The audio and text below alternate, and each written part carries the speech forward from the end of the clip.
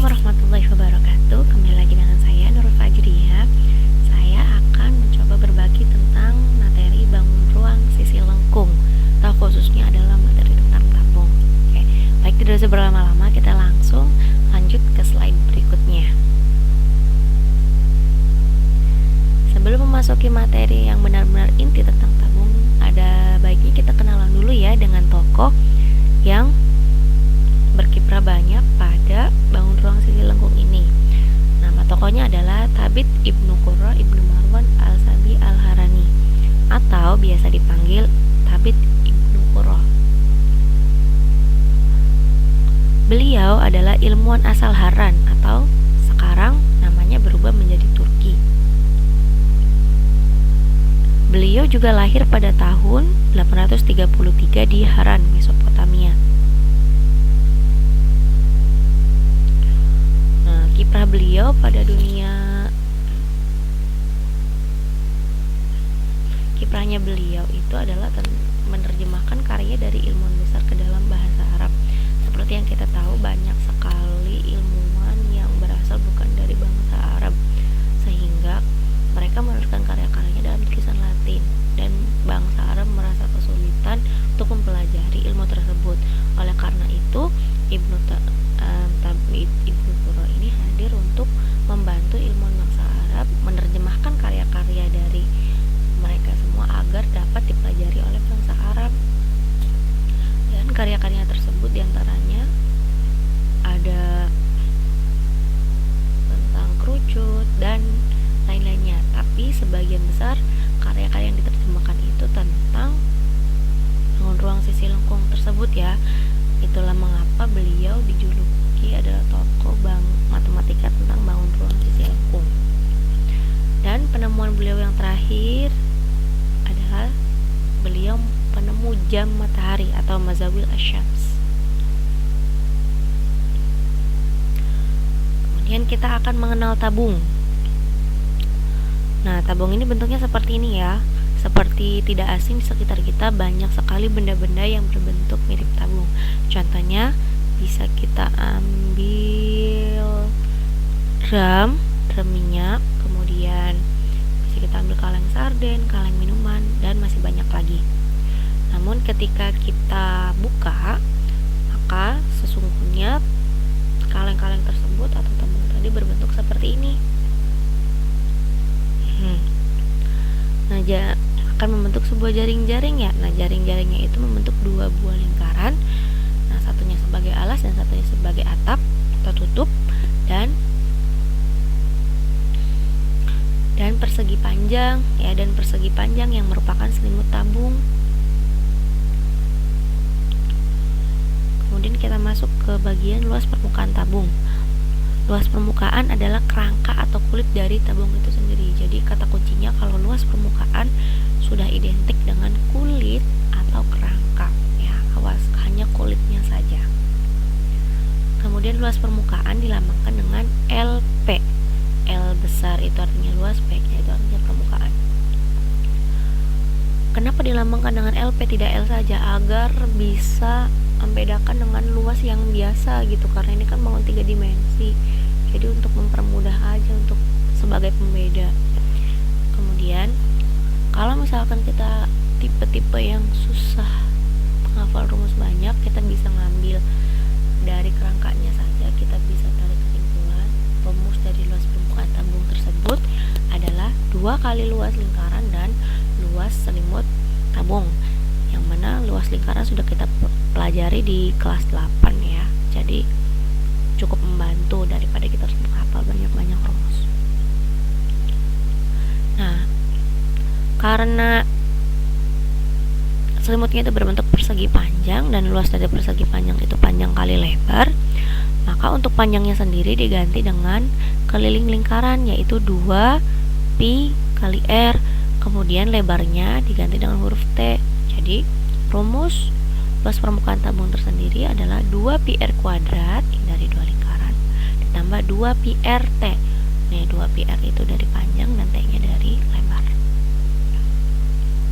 Untuk keterangannya sendiri, pi adalah 22/7 atau 3,14. Kemudian R-nya adalah jari-jari tabung dan T-nya adalah tinggi tabung. Kita masuk ke contoh soal yang pertama ya.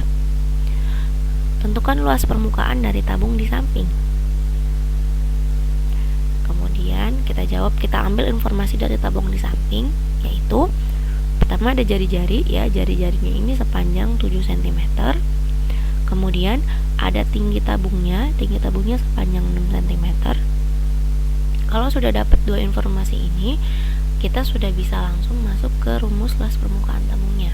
Kita tulis rumusnya, LP sama dengan 2πr kuadrat ditambah 2πrt. Kemudian sama dengan, buka kurung agar tidak tertukar ya, kita buka kurung, 2 kita tulis dikali pi, pi-nya adalah 22/7. Kenapa yang dipakai 22/7? Karena jari-jarinya merupakan kelipatan 7. Kelipatan 7 itu berapa saja? Ada 7, 14, 21, 28 dan seterusnya. Kalau untuk yang bukan kelipatan 7, ada 1, 2, 3, 8 dan angka-angka lainnya yang tidak termasuk ke dalam kelipatan 7 tadi. Nah, kemudian R-nya kita masukkan 7 kali 7, R kuadrat kan R kali R, jadi kita jabarkan jadi 7 kali 7. Tutup kurung ditambah, buka kurung, 2 kali 22/7 dikali 7 dikali 6. Kalau ada yang bisa dibagi, ada yang bisa disederhanakan, maka kita sederhanakan terlebih dahulu agar memudahkan perhitungan. Di sini ada 7 bisa dibagi dengan 7. Jadi kita coret nih, 7 dibagi 7 hasilnya adalah 1. Kemudian 7 dibagi 7 juga 1. Untuk langkah selanjutnya kita tulis angka-angka di cara sebelumnya tapi yang tidak dicoret, yaitu sama dengan dalam kurung 2 kali 22 dikali 1 dikali 7, kurung ditambah 2 kali 22 ya dikali 1 dikali 6. Setelah kita melalui proses perhitungan, didapatkan untuk yang pertama adalah 308, yang kedua adalah 264. Kita jumlahkan lagi, hasilnya adalah 572. Setelah kita menemukan hasilnya, jangan lupa untuk membuat kesimpulan. Jadi, luas permukaan tabung tersebut adalah 572 cm persegi. Ini pangkatnya pangkat 2 ya, bukan pangkat 3. Mohon maaf, salah tulis. Kemudian, untuk contoh soal yang kedua, ada soal cerita di sini. Bambang akan membuat kolam ikan yang bentuk tabung yang terbuat dari lempengan kaca di rumahnya. Alas dari kolam ikan tersebut membutuhkan jari-jari sebesar 4 cm dan tingginya 10 cm. Tentukan luas kaca yang diperlukan oleh Bambang. Nah, di sini ada kata-kata luas kaca. Berarti karena kita hanya berbicara tentang bentuknya saja, berarti sudah pasti masuk ke dalam luas permukaan. Kita jawab, informasi yang kita dapat dari soal tersebut adalah jari-jari 4 cm.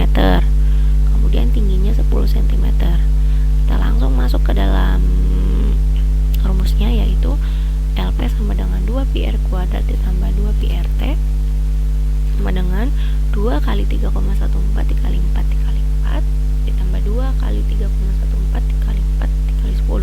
Kenapa kita pi-nya menggunakan 3,14? Karena jari-jarinya bukan kelipatan 7, maka kita menggunakan 3,14 untuk memudahkan perhitungan. Ketika kalian sudah utak-atik hitung ya, boleh menggunakan kalkulator juga. Nah, kalian temukan hasilnya 2 kali 3,14 adalah 6,28 dikali 4 kali 4 adalah 16. Kurung ya, ditambah 2 kali 3,14 adalah 6,28 dikali 4 kali 10 hasilnya 40.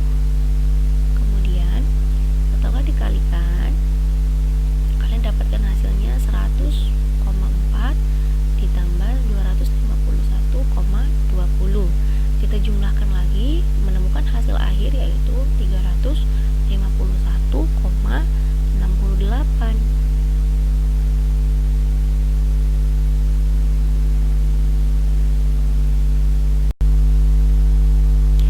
Jadi kita tulis di sini 2 kali 3,14 dikali R kuadratnya diganti dengan 4 kali 4 tutup kurung ya, ditambah dalam kurung 2 dikali 3,14 dikali 4 dikali T nya 10.